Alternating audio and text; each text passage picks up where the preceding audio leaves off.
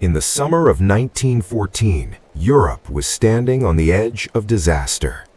Powerful empires ruled millions, armies were expanding, and alliances were turning the continent into a pressure cooker ready to explode. Yet no one realized that a single event in a small city would ignite the greatest war humanity had ever seen. That city was Sarajevo. The date was 28 June 1914. And at the center of this story was Archduke Franz Ferdinand, heir to the throne of Austria-Hungary.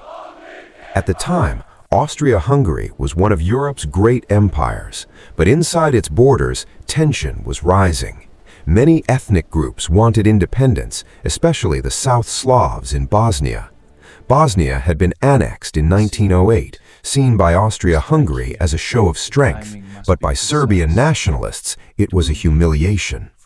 Serbia dreamed of uniting all South Slavs, while Austria-Hungary stood directly in the way.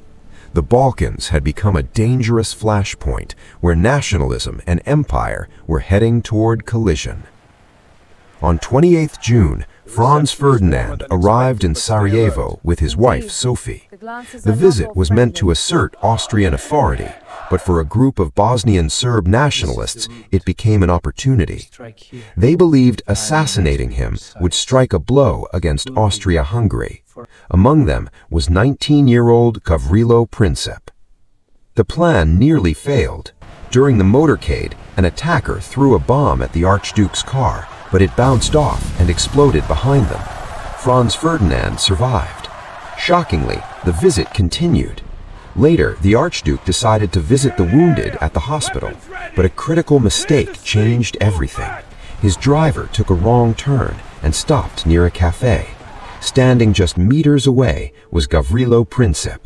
The failed assassin now had a second chance. He stepped forward, raised his pistol, and fired twice. One bullet struck Franz Ferdinand, the other struck Sophie. Within minutes, both were dying. A local attack was about to trigger a global war. Austria-Hungary immediately blamed Serbia. Serbia denied direct involvement, but tensions were already explosive. Before acting, Austria-Hungary sought backing from Germany. Germany responded with full support. The blank check, a promise to stand with Austria-Hungary even if war followed. With this confidence, Austria-Hungary issued a harsh ultimatum to Serbia, designed to limit its sovereignty. Serbia accepted most demands, but rejected a few. That was enough. On 28 July 1914, Austria-Hungary declared war on Serbia. But Europe was not a collection of isolated nations. It was a network of alliances. Russia supported Serbia. Germany supported Austria-Hungary. France was allied with Russia. Britain was watching closely. When Russia mobilized its army, Germany saw it as a threat and declared war on Russia. Soon after, Germany declared war on France. To strike quickly, German forces invaded neutral Belgium. Belgium had guaranteed Britain's neutrality, so Britain declared war on Germany. Within days, a regional conflict became a continental war. Soon, colonies and armies from across the world were drawn in. World War I had begun. But the assassination was not the true cause. It was the spark. Europe was already unstable. Nationalism was breaking empires apart. Colonial competition was intense. Germany and Britain were locked in a naval arms race.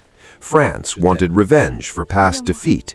Russia wanted influence in the Balkans. Austria-Hungary feared internal collapse. Every major power already expected conflict.